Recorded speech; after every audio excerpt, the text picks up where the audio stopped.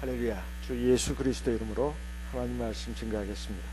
다 같이 하나님의 말씀 로마서 9장 10절에서 16절까지 말씀을 찾아서 읽겠습니다. 로마서 9장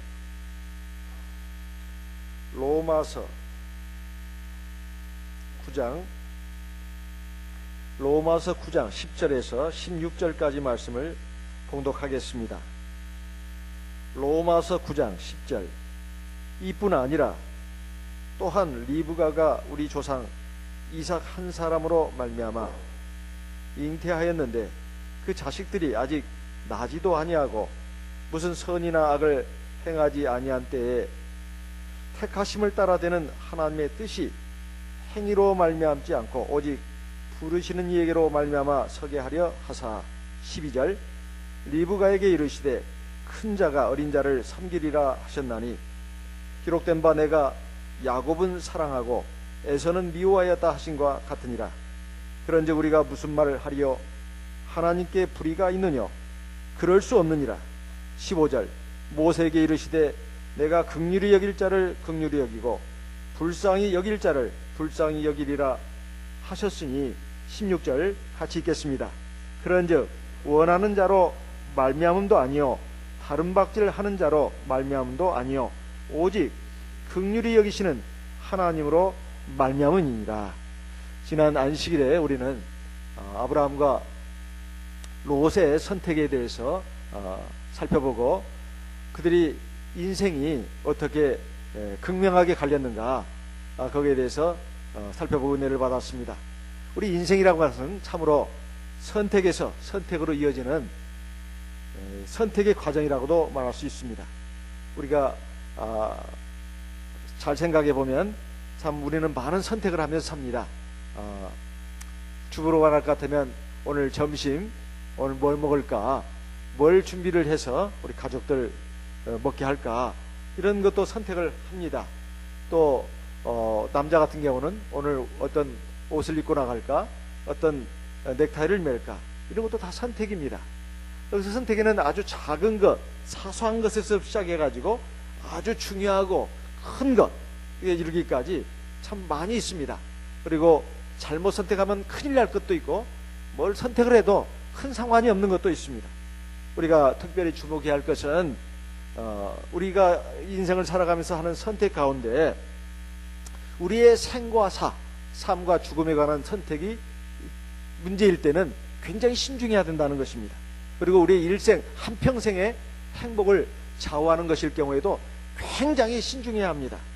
뿐만 아니라 우리가 하나님 앞에 구원받느냐 구원받지 못하느냐 이것을 결정하는 그런 문제일 경우에도 우리의 선택은 굉장히 신중해야 되는 겁니다. 오늘 말씀을 보게 되면 하나님께서 야곱은 사랑하시고 에서는 미워하셨다, 이런 말이 나옵니다. 야곱은 사랑하고 에서는 미워했다. 그러면서 택함에 대해서 지금 말씀하고 있다 이 말이에요. 택함에 대해서 말씀하고 있습니다. 여러분, 우리가 보통 교회를 나오면서 또는 교회 바깥에서도 뭐 택한 백성이니 뭐니 뭐 이런 말들을 많이 듣지 않습니까? 택한 백성. 택한 백성이 뭔가? 예전에 어떤 청년 하나가 저한테 이런 질문을 했습니다. 목자님, 우리가 구원받는 거 하나님 택한 거 아닙니까? 이렇게 질문을 했습니다. 그래서 제가 말했습니다. 그렇지, 하나님이 택한 것이지. 그런데 왜 목자님은 하나님이 구원받을 백성과 구원받지 못할 백성을 갖다가 만드는 것이 아니라고 말씀하십니까? 그건 앞뒤가 안 맞는 말씀 아닙니까? 아니, 자네 지금 무슨 말을 하는가? 아니, 하나님이 택했다는 거, 택하지 않았다는 거, 그 말 하고 하나님이 구원받을 백성으로 미리 만들어 놓고 구원받지 못할 백성으로 미리 만들어 놓고 그 같은 말 아니에요? 같은 말 아니지. 같은 말 아니야. 왜 그게 같은 말인가? 하나님이 택했다는 말, 그리고 하나님이 만들었다는 말, 그게 어떻게 같은가? 그 말 자체도 틀린 말일세. 그래서 제가 비유를 들어서 설명을 했습니다. 요즘은 참 집집마다 형편이 많이 넉넉해져서 그런가 애완견들을 이렇게 많이 키웁니다. 애완견을 요즘은 무슨 말로 하냐면 애완견이라고 하지 않고 반려견이라고 합니다. 반려견. 반려견이 뭡니까? 내 인생의 동반자와 같이 생각하고 이렇게 같이 가는 그런 동물이라는 뜻이죠. 애완견 그러면 동물을 아주 그냥 장난감처럼 이렇게 생각하기 쉬운데, 반려견 그러면 동물을 사랑하는 그 마음이 들어가 있다 이 말이에요. 그래서 한 가족처럼 생각합니다. 그래서 이제 사람보다 짐승이 낫다 해가지고 동물을 키우는 사람들도 있습니다. 그런데 어떤 사람이 말이에요, 개를 한 마리 좀 키워보고 싶다 해가지고 이제 동물병원 혹은 또 애완견 센터에 갑니다. 그래가지고 개들을 쭉 보는 거죠. 개들 종류도 굉장히 많습니다. 뭐 진돗개만 있는 게 아니에요. 여러 가지 개들이 많이 있습니다. 그 강아지들을 쭉 이제 보는 것이죠. 그러면서 대체 뭘 선택해야 될까, 이게 좀 선택이 곤란한 경우가 있습니다. 그러면 그 애완견 센터의 주인한테 물어보고, 또 애완견 센터의 그 사장님이 친절하게 설명해 줍니다. 요놈의 개로 말할 것 같으면 성질이 어떻고 또 특성이 어떻고 쭉 설명을 합니다.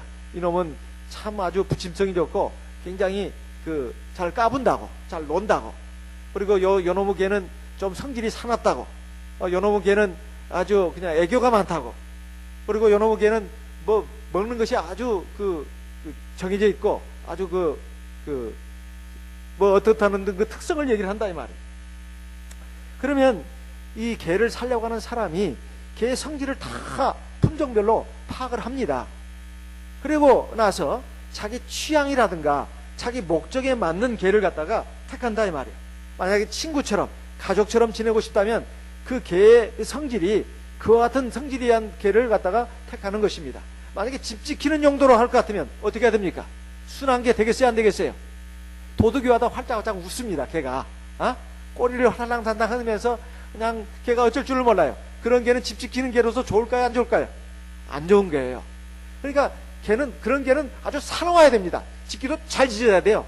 이빨을 막 다 드러내면서 막 금방이라도 달라들 것처럼 이렇게 무섭게 짖는 개가 집 지키는 개로서 딱 맞는 개다 이 말.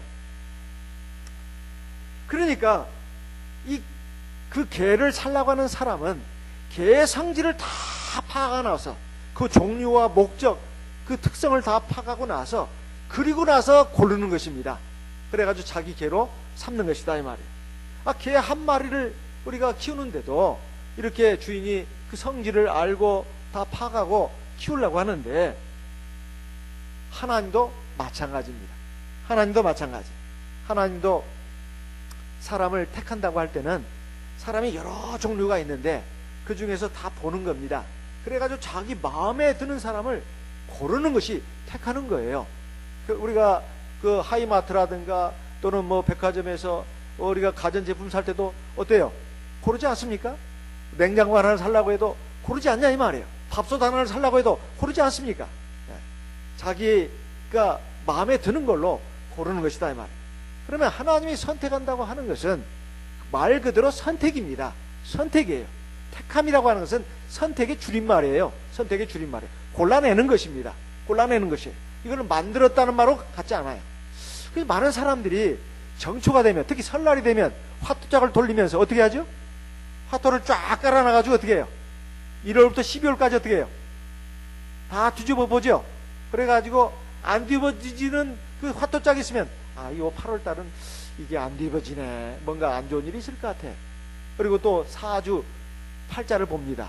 이것은 다 사람이 어떤 운명이 정해져 있을 것이다 이렇게 생각을 한다 이 말.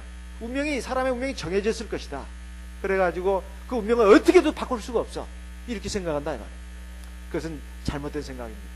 물론 사람이 남자로 태어나느냐 여자로 태어나느냐, 대한민국 사람으로 태어나느냐 아니면 미국 사람으로 태어나느냐, 중국 사람으로 태어나느냐, 이건 하나님이 정하시는 겁니다. 부잣집에서 태어나느냐 가난한 집에서 태어나느냐, 이것도 하나님이 정하시는 겁니다. 그리고 어떤 능력을 가지고 태어나느냐, 어떤 외모를 가지고 태어나느냐, 하나님이 정하시는 겁니다. 그렇다 해서 그 사람의 운명까지도 하나님이 결정하는 건 아닙니다. 그 운명이라고 하는 것은 자기가 선택을 하는 것이다 이 말이에요. 그래서 하나님이 특히 구원과 관련된 것은 절대적으로 하나님이 미리 딱 정해버리는 것이 아닙니다. 정하는 것이 아니라 택한다 이 말이에요. 택해가지고 하나님께서 그 사람을 구원받을 기회를 주시는 것입니다. 그게 택함, 하나님의 택함, 하나님의 선택이라는 말의 의미다 이 말이에요. 이것을 정확하게 알아야 합니다. 이 문제는요 굉장히 중요한 문제예요. 굉장히 중요한 문제. 왜냐하면 일반 교회에서부터 지금까지 수백 년, 수천 년 동안 오는 동안에 이 택함의 문제는 항상 중요한 화두가 되었습니다. 중요한 담론의 주제였다 이 말이에요. 하나님이 사람의 운명을 갖다가 다 결정짓는 거 아니냐. 그리고 심지어는 구원 문제까지도 하나님이 다 좌지우지하는 것이 아니냐. 물론 하나님이 구원의 경륜을 만들고 구원받을 기회를 주는 것은 맞습니다.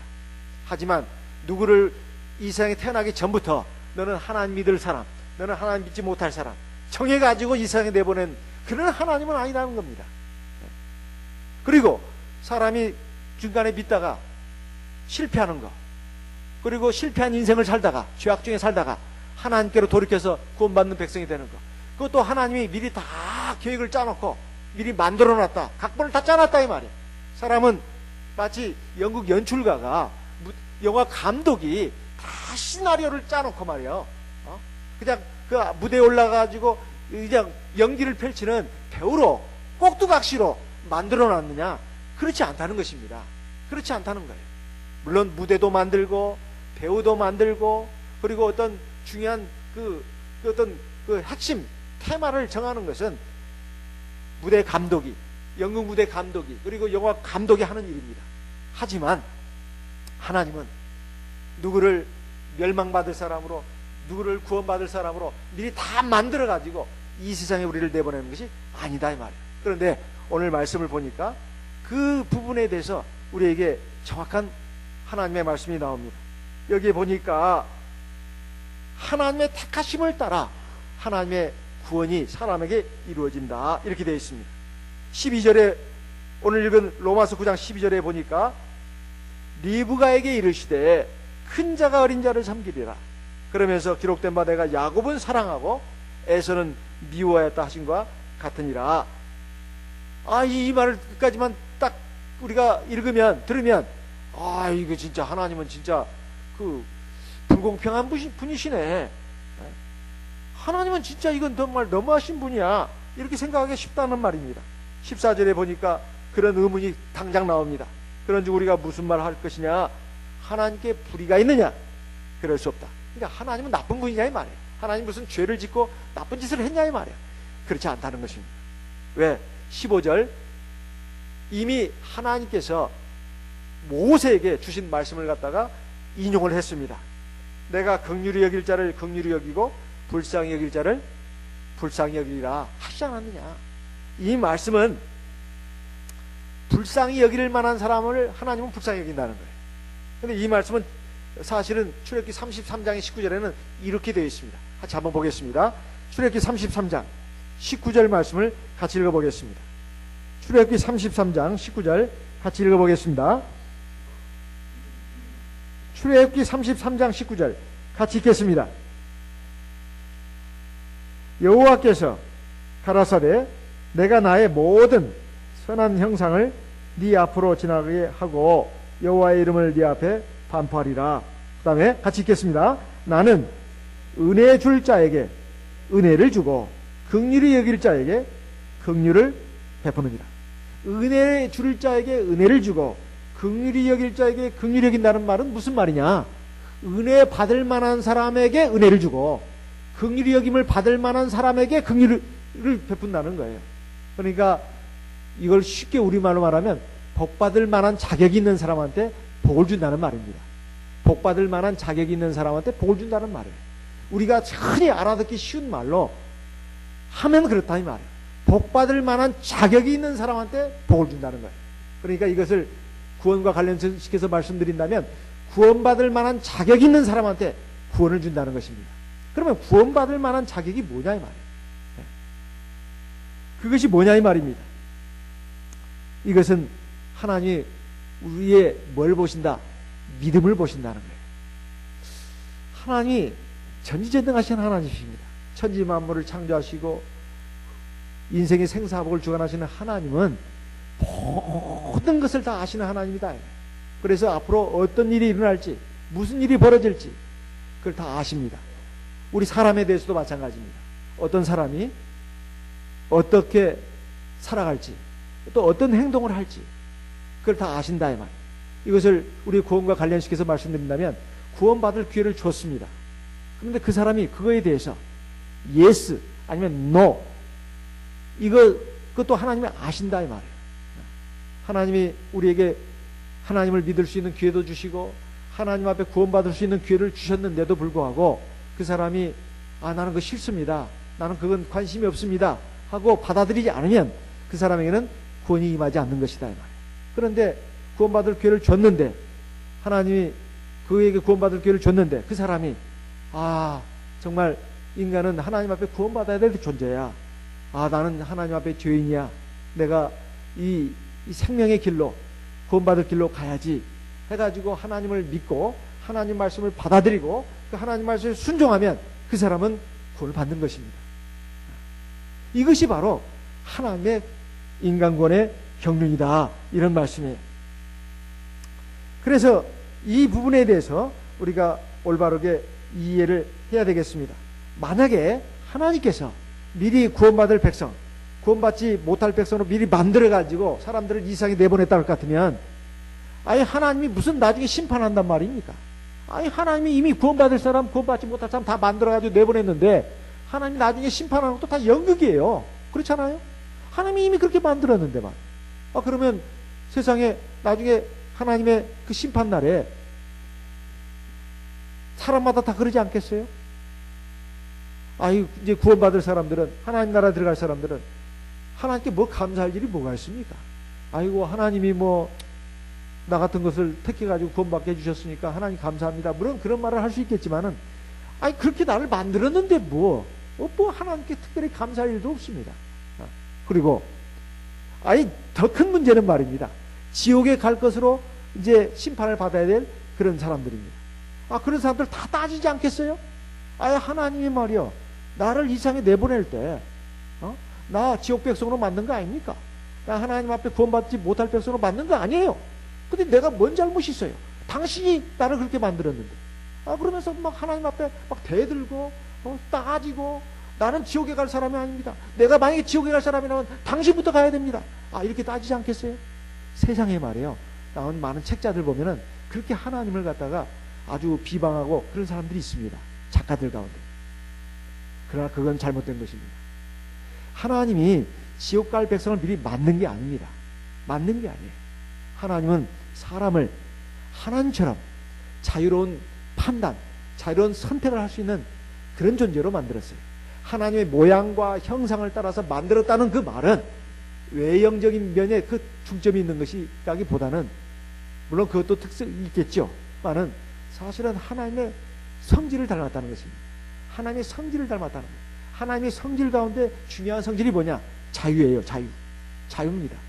내가 선택할 수 있는 자유, 그 선택권을 사람에게 줬다는 것입니다.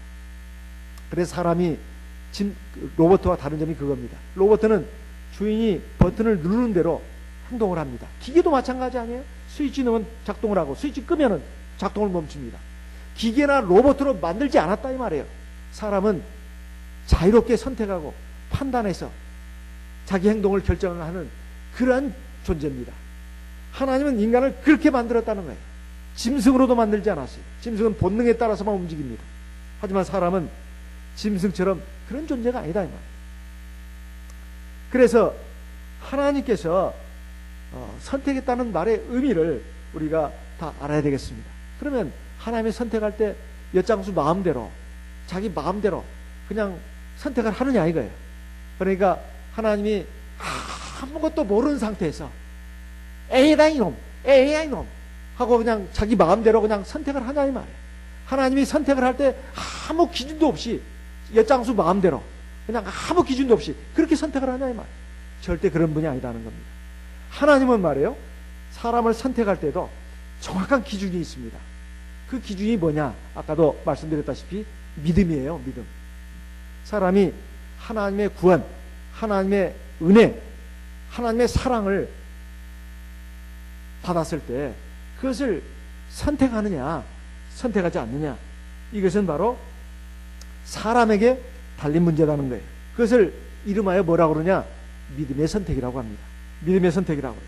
그걸 보시고 하나님께서 사람을 택하시는 겁니다. 그래서 여기 오늘 말씀을 보게 되면 에서와 야곱 얘기가 나옵니다. 에서와 야곱 얘기가 나와요. 야곱은 사랑하고 에서는 미워했다. 대체 그 이유가 뭐냐? 이것을 우리가 알 수 있는 것은 창세기 이 에서와 야곱 얘기를 봐야 됩니다.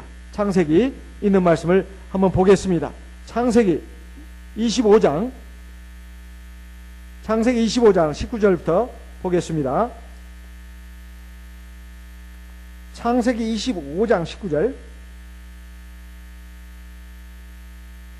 아브라함의 아들 이삭의 후에는 이러하니라.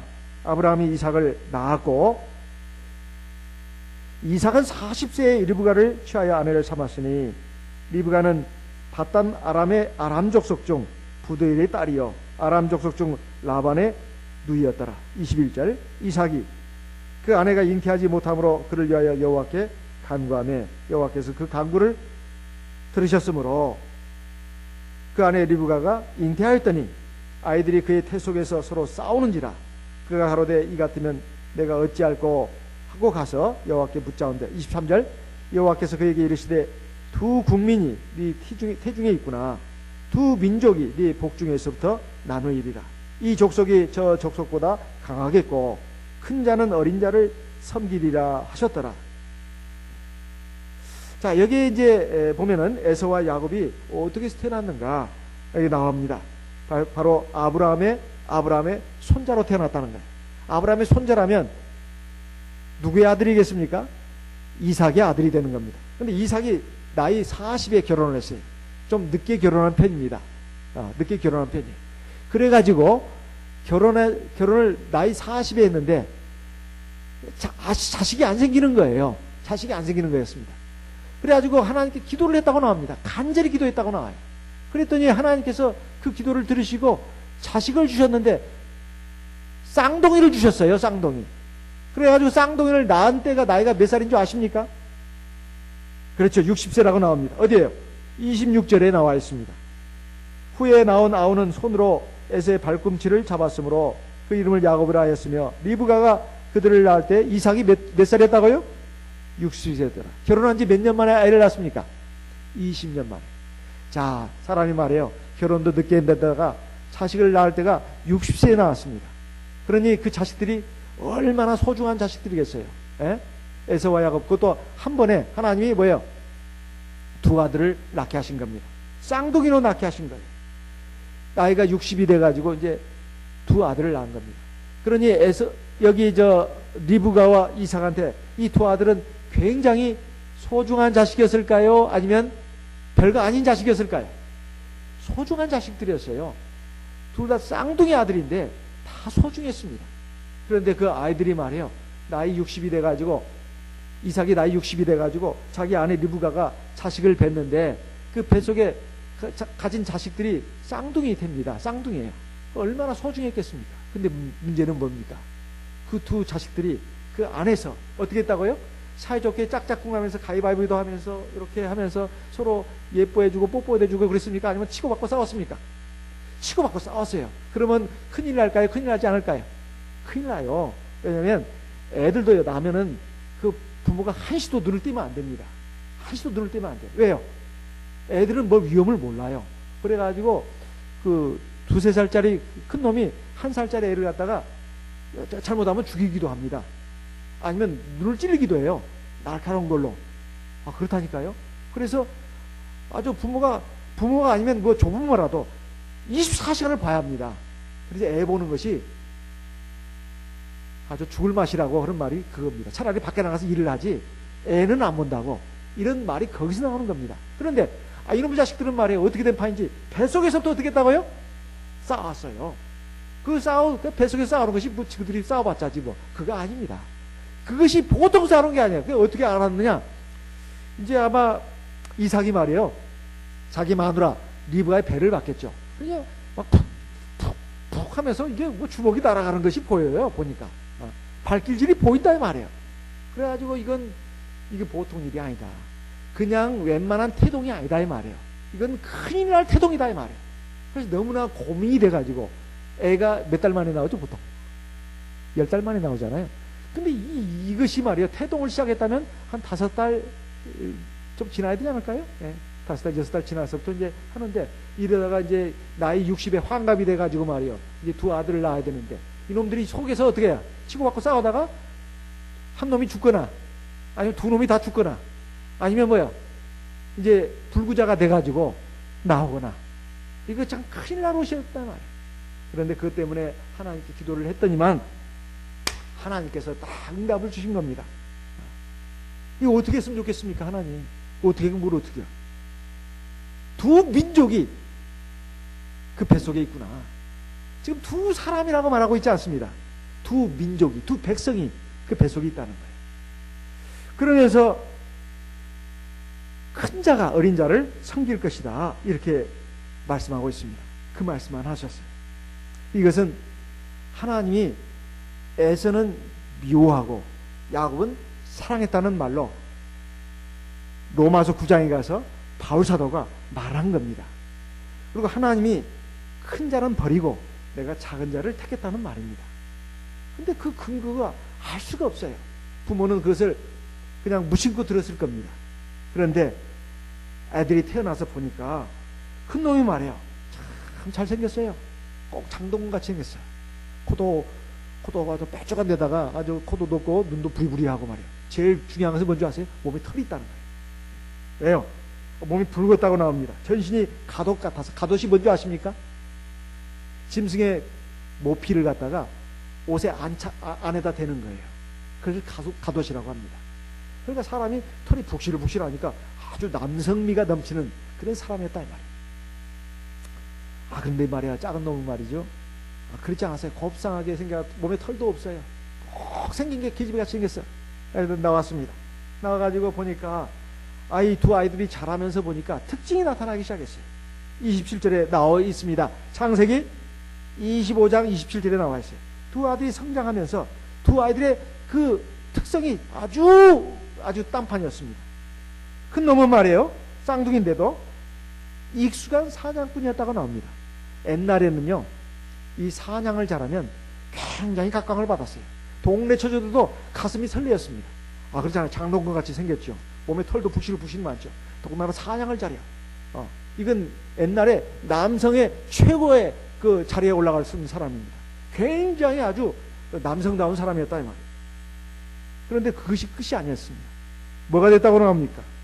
들사람이 됐다고 나와요. 이것이 결정적인 것입니다. 어떤 사람이 됐다고요? 들사람이 됐다는 거예요.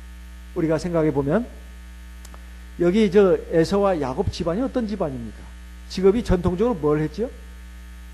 목축업을 했습니다.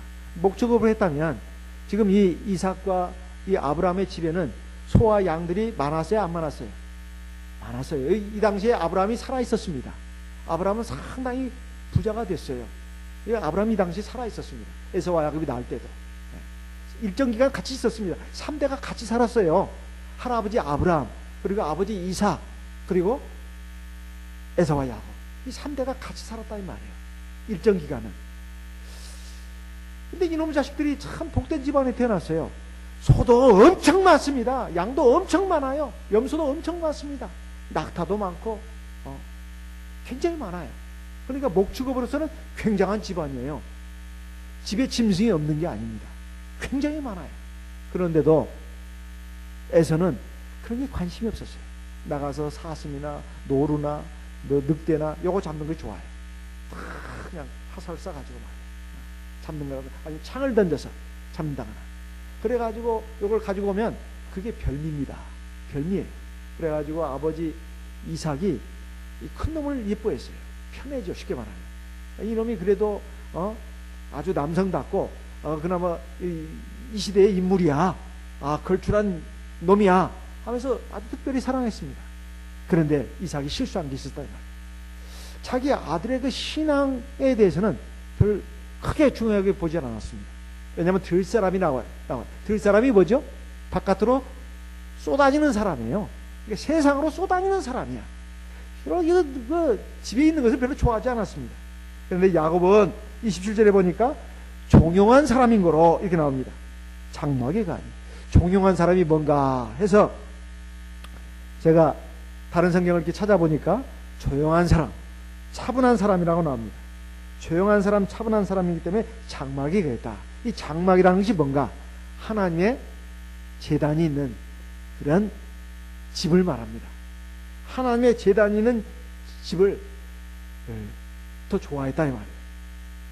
이게 어떻게 보면 야곱은 요즘 말로 말하면 굉장히 참 성격이 차분해가지고 또 조용한 사람이라 뭐 밖에 나가서 쏘다니고 그 돌아다니는 걸 좋아하지 않고 집에서 엄마가 김치를 담근다 그러면 옆에서 뭐야 파라도 다듬어주고 마늘도 까주고 생강도 그 껍질도 깎아주고 엄마를 도와주는 사람이라고도 볼 수 있지만 여기서 우리가 중점을 둬서 봐야 될 것은 뭐냐면 하나님의 장막에 머무는 것을 좋아했다 이런 뜻입니다. 그것이 바로 에서와 야곱이 하나님 앞에 구원받느냐 구원받지 못하느냐를 판가름 짓는 첫 번째 그 기준이 되었습니다. 두 번째는 결정적인 사건이 바로 장자의 명분, 우리가 잘 아는 바와 같이 장자의 명분이었습니다. 장자의 명분이란 말은 요즘 쓰지 않는 말입니다. 요즘 말로 말하면 장자의 상속권자라고 말합니다. 장자의 상속권자. 그러니까 아버지의 지위와 권위, 재산을 거의 대부분 다 물려받는 위치에 서는 사람을 갖다가 장자라고 합니다. 장자라고 해요. 근데 나중에 하나님은 모세에게 주신 율법을 통해서도 이것을 명하시게 되어 있습니다. 어떤 사람이, 어떤 남자가 부인이 둘이 있어요. 그래가지고 두 부인에게서 자식들이 태어났습니다. 근데 자기가 사랑하는 자식이 먼저 태어난 것이 아니라 자기가 좀 미워하는 부인, 세상에 미워하는 부인도 자식을 낳았는지 모르겠어요. 근데 미워하는 부인도 자식을 낳았습니다. 둘 다 아들을 낳았어요. 근데 미워하는 그 부인에게서 낳은 아들이 첫째고 자기가 더 예뻐하고 사랑하는 부인에게서 낳은 아들이 둘째예요. 그랬을 때 누구를 장자로 삼을 것이냐, 거기에 대해서도 규정을 해놨다 이 말이에요. 하나님은 누구를 장자로 삼으라고 했을까요? 그렇죠. 신명기 21장을 보겠습니다. 신명기 21장 16절 17절 신명기 21장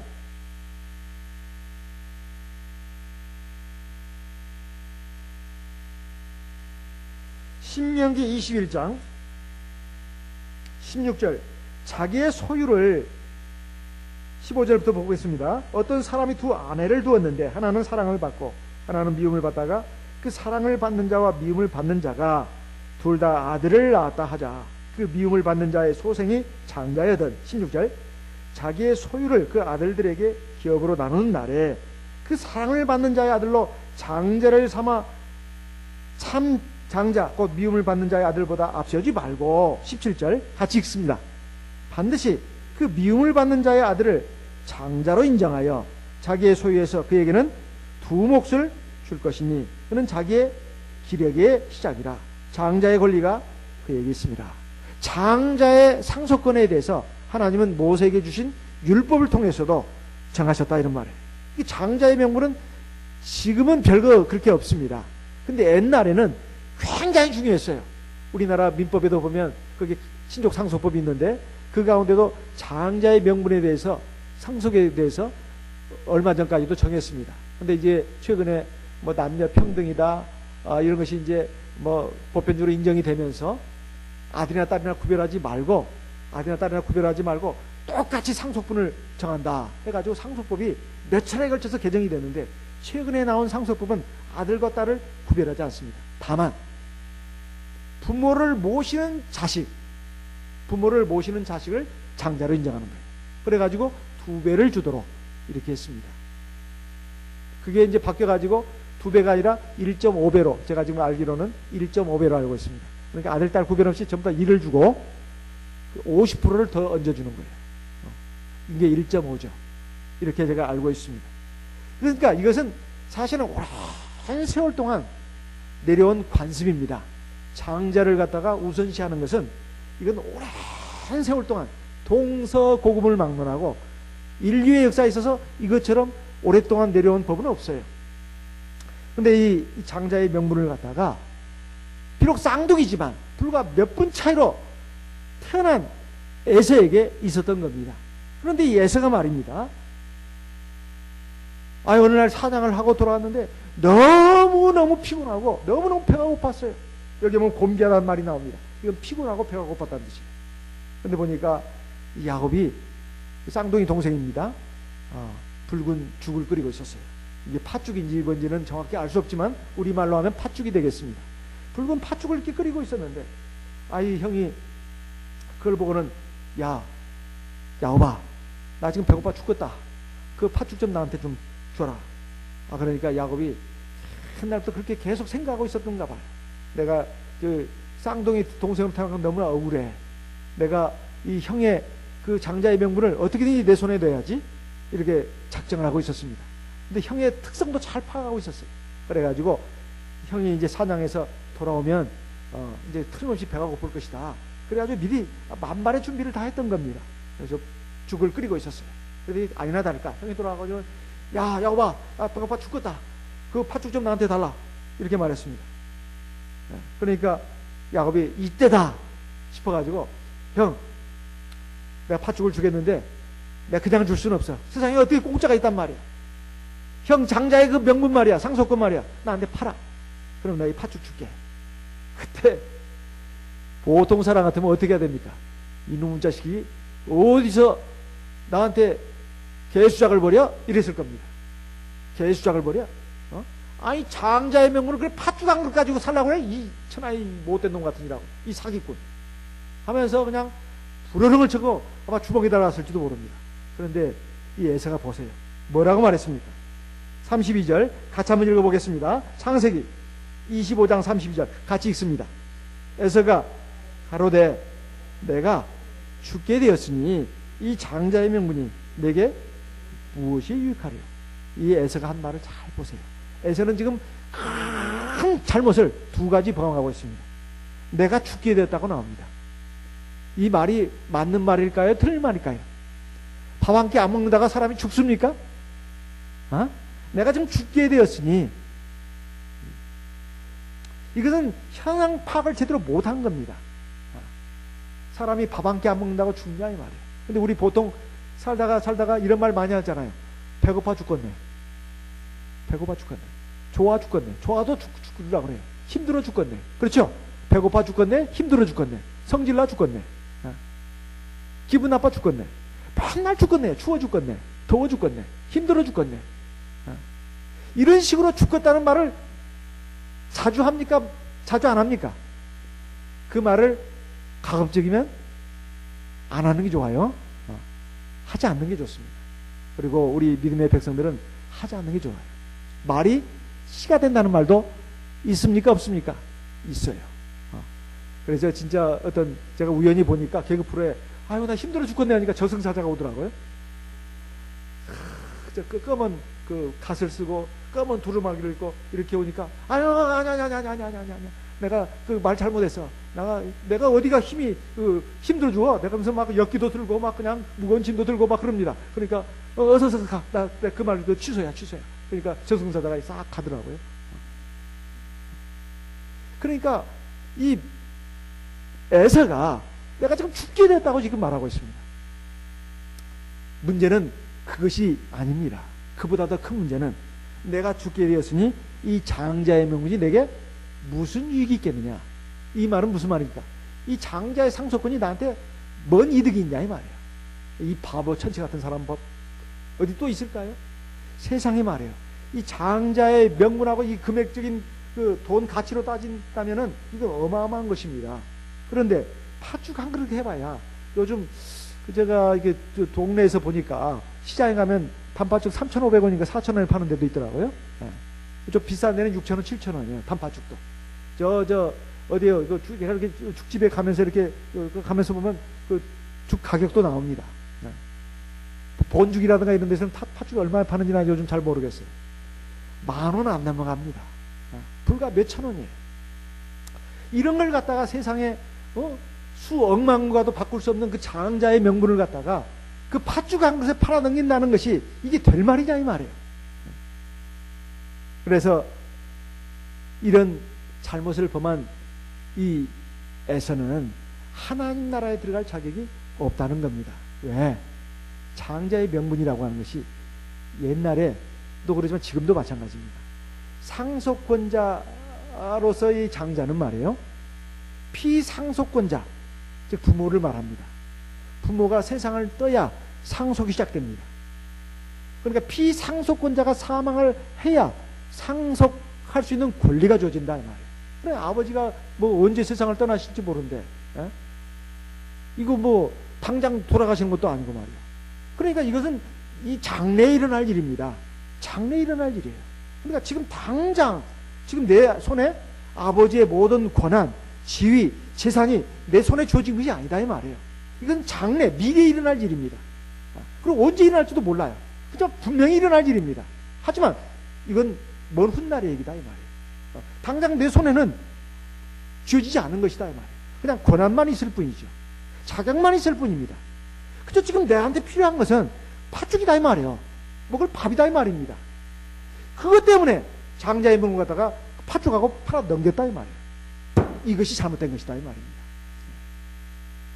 우리가 하나님 나라에 들어가면 또 그와 같습니다. 아니 뭐 언젠가는 뭐 하나님 나라 뭐 주어진지 말 것인지 그 뭐 알 거이 뭐야. 아 그런데 분명한 거 있지 않습니까? 사람이 어떻게 해요? 죽지 않습니까? 사람이 죽으면 그것으로 끝날 것 같으면 아무 필요가 없는 말이에요. 하지만 사람이 죽음으로써 끝나는 것이 아니고 바로 영원히 계속되는 삶의 세계가 있다 이 말이에요. 하나는 천국이고 하나는 지옥입니다. 이 천국을 상속할 수 있는 권리가 바로 하나님 백성들이 받을 영적인 장자권이다 이 말이에요. 그래서 여기에 대해서 히브리서 기자도 이렇게 말했습니다. 히브리서 12장 15절에서 17절까지 있는 말씀을 보겠습니다. 히브리서 12장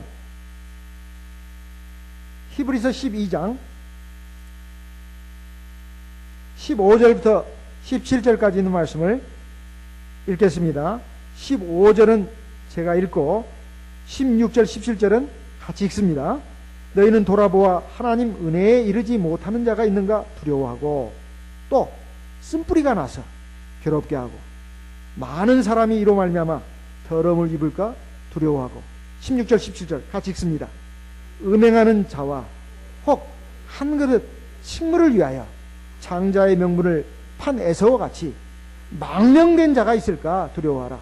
너희의 아는 바와 같이 저가 그 후에 축복을 기업으로 받으려고 눈물을 흘리며 구하되 버린 바가 되어 회개할 기회를 얻지 못하였느니라. 여기에 보면 하나님의 구원받은 성도들에게 지금 주시는 당부의 말씀입니다. 너희는 스스로를 돌아봐라. 그래서 하나님 은혜에 이르지 못할 자가 있을 것을 두려워해라. 하나님 은혜에 이르지 못할 자가 있을까 두려워하라. 그 말은 하나님의 구원의 나라 천국에 들어가지 못할 자가 있을 것을 두려워하라 그 뜻입니다. 또 하나 두려워하라 말이 계속되고 있어요. 많은 사람이 더러움을 입을까 두려워하라. 왜? 하나님 앞에서 구원받아가지고 거룩한 백성이 됐는데 세상 죄악으로 더러워지면 하나님 나라에 못 들어간다 이 말이에요. 그다음 세 번째 16절에 보니까 음행하는 자 한 그릇 식물을 위하여 장자의 명분을 판 에서와 같이 망령된 자가 있을까 두려워해라. 음행하는 자라는 것은 세상 더러운 죄악을 범하는 자를 말합니다. 우상 숭배도 들어가고 또 육적인 간음도 들어갑니다. 이런 사람들 혹은 한 그릇 식물을 위해서 세상 살이, 세상 먹고 사는 문제 때문에 나는 교회 나갈 시간도 없고 교회는 관심이 없고 나 지금 사람이 먹고 살기도 바빠 죽겠는데 뭔 놈의 교회를 자꾸 나오라고 하냐고 막 성질을 부리는 사람들이 있습니다. 또 기분 나빠하는 사람이 있어요. 이런 사람들은 하나님 나라에 들어갈 자격이 있을까요 없을까요? 없어요. 하나님이 아무리 그를 구원하려고 해도 평양감사도 자기 싫으면 못하는 겁니다. 말을 아무리 물가에까지 끌고 가도 말이 그 물을 먹지 않으면 소용이 없는 거예요. 마찬가지로 하나님께서 사람에게 구원의 은혜를 베푸시고 영원한 생명의 나라로 이끌어 가시려고 해도 사람이 싫다고 하면 안 되는 것입니다. 이미 하나님 앞에 구원받아서 들어온 백성이라 하더라도 마찬가지입니다. 우리 가운데서도 아이고 교회 다니니까 너무 진짜 심심하고 재미도 없어 따분해. 교회가 재미가 없다 이 말이에요. 신앙생활에 재미가 없어. 그리고 힘들기도 하고 별로 기쁘지도 않습니다. 그래서 나는 이놈의 교회 안 나와 하고 이제 뛰쳐나가 버립니다. 세상으로 나가버린다 이 말이에요. 그 사람 구원받을 수 있을까요, 없을까요? 없습니다. 교회는 재미로 다니는 것이 아닙니다. 자기의 구원을 위해서 다니는 것이다 이 말이에요. 그래서 이 에서를 갖다가 뭐라고 말하고 있느냐, 한 그릇 식물을 위하여 장자의 명분을 판 에서라고 말하고 있고, 그런 사람을 이끌어서 뭐라고 한다? 망령된 자라고 말하고 있습니다. 망령된 자라고 하는 것은 지극히 어리석은 사람을 말하는 겁니다. 정신 나간 사람을 갖다가 망령된 사람이라고 한다. 그러니까 에서가 하나님 나라의 구원을 받지 못하는 그런 그 백성이 된 것은 바로 이 에서의 이런 특성이기 때문에 그렇습니다. 근데 에서는 에서의 문제로 끝나는 게 아니라고 했어요. 자, 리브가의 뱃속에 에서와 야곱이 있었습니다. 아직 태어나기 전에. 그때 둘이 어떻게 했다고 했어요? 사이좋게 지냈다고 했어요? 싸웠다고 했어요? 싸웠다고 했어요. 그걸 놓고 이삭이 그 두 쌍둥이 애기들을 위해서 하나님께 기도를 했더니 하나님이 뭐라고 했습니까? 네 마누라의 뱃속에 두 애기가 있구나 그렇게 말했습니까? 아니면 두 민족이 있구나 그렇게 말했습니까? 두 뭐라고 했어요? 민족이 있다. 두 민족이 있다. 그러니까 세상 나라는 두 민족이 있습니다. 아, 세상 나라에 100여 개가 넘는 수백 민족이 있는데 뭔 말씀입니까? 아니에요. 두 민족이 있습니다. 하나님 나라에 들어갈 민족, 하나님 나라에 들어가지 못할 민족. 그 뱃속의 아기가 바로 두 민족을 또한 대표하는 것이기도 한다. 에서 같은 민족, 그리고 야곱과 같은 민족, 두 민족으로 나뉜다는 것입니다. 그런데 이것은 이 세상 사람만 놓고 말하는 것이 아닙니다. 우리 하나님의 백성도 마찬가지예요. 자, 보세요. 에서와 야곱은 믿음의 가정에서 태어났습니까? 아니면 불신자의 가정에 태어났습니까? 에? 믿음의 가정에. 그 에서와 야곱의 엄마 아빠가 누구예요? 리브가와 이삭입니다. 이삭과 리브가예요. 할아버지는요? 아브라함이에요. 할머니는 사라예요. 이 믿음의 가정입니다. 이것은 하나님의 은혜입니까? 저주입니까? 은혜예요. 어떤 사람은 이런 말합니다. 나는 모태신앙이라고. 모태신앙이라고. 사실 뱃속에서도 믿는다는 것은 말이 안 되는 소리입니다. 그건 어폐가 있는 말이에요. 하지만은 그 말의 뜻은 잘 새겨들을 수 있어요. 나는 믿음의 가정에서 태어났다는 말입니다. 그렇죠? 이것은 축복이에요? 저주예요? 축복이에요. 좋은 환경이에요? 나쁜 환경이에요? 좋은 환경이에요. 좋은 환경에 태어났는데, 봐세요. 그 하나님 앞에 늘 예배드리고 하는 그 가정입니다. 그런데 에서는 하나님의 구원에서 떨어졌습니까? 붙어 있었습니까? 떨어졌어요. 야곱은요? 하나님 구원받은 백성을 그것을 이어갔다 이 말이에요. 그러니까 아무리 믿음의 가정에 태어났어도 멸망받을 백성으로 튕겨져 나가는 것은 본인의 선택입니까? 아니면 운명입니까? 본인의 선택이에요. 본인의 선택입니다. 그러니까 에서는 리브가와 이삭이 하나님 앞에 늘 예배드리는 그 광경, 그 가정에서 태어난 겁니다. 그런데 그걸 좋아했어요? 싫어했어요? 싫어했어요. 예배는 따분한 거예요. 재미가 없어요. 원래 예배는 따분한 겁니다. 예배가 재미있다고 생각하는 사람은 좀 특별한 사람이에요. 원래 예배는 지루하고 힘들고 따분한 겁니다. 구약의 제사가 그랬어요. 근데 예배를 재미로 드리는 게 아닙니다. 하나님 앞에 내가 구원받기 위해서 드리는 것이죠. 그러니까 이 에서는 그게 재미가 없었어요. 그러니까 세상에 나가서 노루 잡고 사슴 잡고 늑대 잡고 이게 재미쳤다니까요. 그러면 동네 처녀들이 나와가지고 박수 칩니다. 우와, 짱이다, 최고다. 막 쳐다봅니다. 아이고, 막 우쭐하고 그게 살만 나는 거예요. 예. 그리고 아버지가 오면은 아버지가 막 자기를 칭찬합니다. 너 진짜 사내답다. 그러니까 막 그것에 그냥 어쭐해가지고 그냥 정신을 팔았습니다. 그런데 야곱은 그런 사람이 아니었다는 거예요. 그래서 우리가 생각할 것은 환경이 아무리 좋아도 그 사람의 선택에 달려있다 이런 말입니다. 자, 예수님이 제자를 12를 불러가지고 사도로 삼았습니다. 그래서 예수님의 12사도라고 합니다. 12사도 가운데 아주 특별한 인물이 하나 있었죠. 가룟 유다입니다. 가룟 유다예요. 그러면 예수님이 가룟 유다를 자기 제자로 삼은 것은 가룟 유다한테 축복입니까? 저주입니까? 축복이에요. 그런데 가룟 유다가 예수님을 팔았습니다. 그것은 하나님이 그렇게 정하신 겁니까? 아니면 본인이 선택한 겁니까? 본인이 선택한 거예요.